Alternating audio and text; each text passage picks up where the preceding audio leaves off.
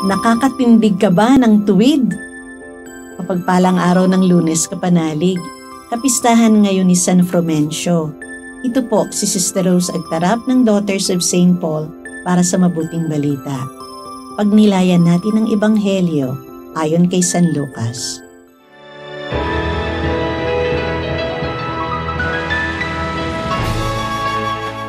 Nagtuturo si Jesus sa isang sinagoga sa araw ng pahinga at may isang babae ron. 18 taon na siyang may espiritong nagbibigay sakit. Nagkakandakuba na siya at di makatingala. Pagkakita sa kanya ni Jesus, tinawag siya nito at sinabi, "Babae, lumaya ka sa iyong sakit." Ipinatong nito sa kanya ang mga kamay at agad na nakatayo ng matuwid ang babae at nagpuri sa Diyos. Nagalit ang pinuno ng sinagoga dahil nagpagaling si Jesus sa araw ng pahinga. Kaya sinabi niya sa mga tao, "May 6 na araw para magtrabaho. Kaya sa mga araw na yun kayo pumarito para mapagaling, hindi sa araw ng pahinga." Mga mapagkunwari, hindi ba't kinakalaga ng bawat isa sa inyo ang kanyang baka o asno mula sa sabsaban nito sa araw ng pahinga at inilalabas para painumin? At isang babae naman ang narito na anak ni Abraham na 18 taon nang iginagapos ni Satanas. Di ba siya dapat kalagan sa araw ng pahinga? Napahiya ang lahat niyang kalaban pagkarinig sa kanya. Pero nagalak naman ang mga tao sa lahat ng kahangahangang ginagawa ni Jesus.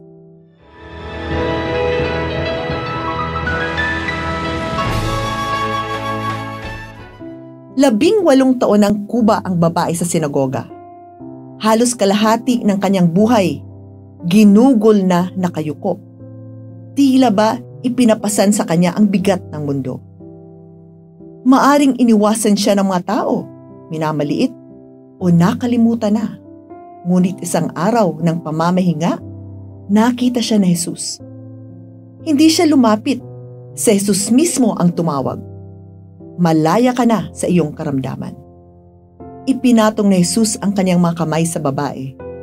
Agad itong nakatayo ng tuwid at nagpuri sa Diyos. Ito ang kapangyarihan ng pagtingin ni Jesus. Nakikita niya hindi lamang ang ating katawan, kundi ang ating sugatang kalagayan. Higit sa lahat, nais niya tayong palayain. Siyempre, hindi lahat natuwa. Para sa pinuno ng sinagoga, mas mahalaga ang batas kesa sa tao. Nakalimutan niyang para sa kapanghihingahan at kagalingan, hindi sa pagpapahirap ang araw ng pamamahinga. Kaya tinawag silang mapagkunwari ni Jesus.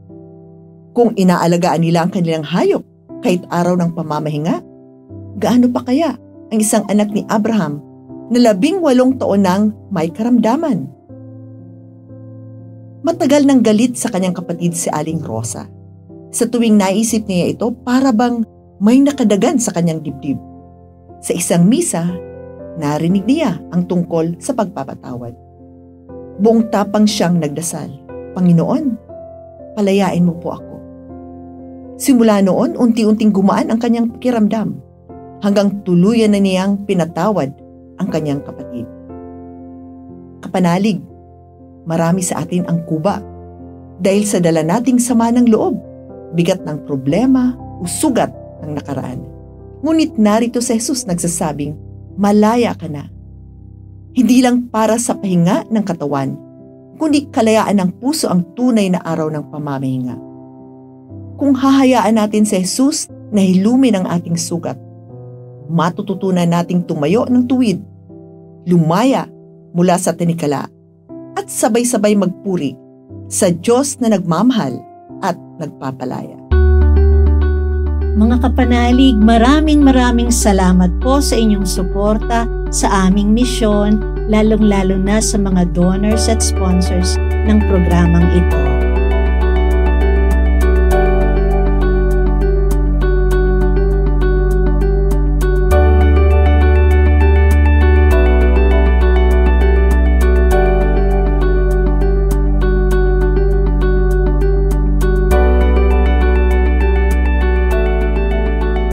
Subscribe, like, share, and follow po Lines sa aming social media accounts. Patuloy po kaming humihingi ng inyong tulong upang maipagpatuloy ang programang ito. Maaari po ninyong ipadala ang inyong love offerings at donasyon sa aming donations channels. Makakaasa po kayo na kasamang lagi ang inyong mga intensyon at kahilingan sa aming panalangin araw-araw. Ito pong muli si Sister Rose na nag-aanyaya sa inyong manalangin kasama ni San Francisco para sa kapayapaan ng ating bayan at ng buong mundo. Panginoon, gawin ninyo kaming instrumento ng inyong kapayapaan. Kung saan may pag-aalitan, hayaan ninyong maghatid kami ng pagmamahal. Kung saan may kapinsalaan, gabayan ninyo kami tungo sa pagpapatawad sa isa't isa. Kung saan may pag-aalinlangan, pagtitiwala nawa ang siya naming maiganti.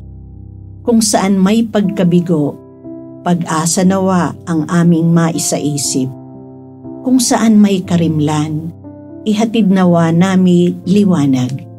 At kung saan man may taong nalulungkot, kaligayahan nawa ang aming maihandog. Naway lagi naming piliin ang magmahal sa aming kapwa na nilimot ng lipunan, kaysa asaming kami ang mahalin.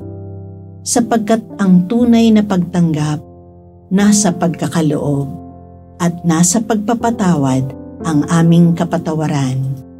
Tanging nasa kamatayan ang muli naming pagsilang sa buhay na walang hanggan.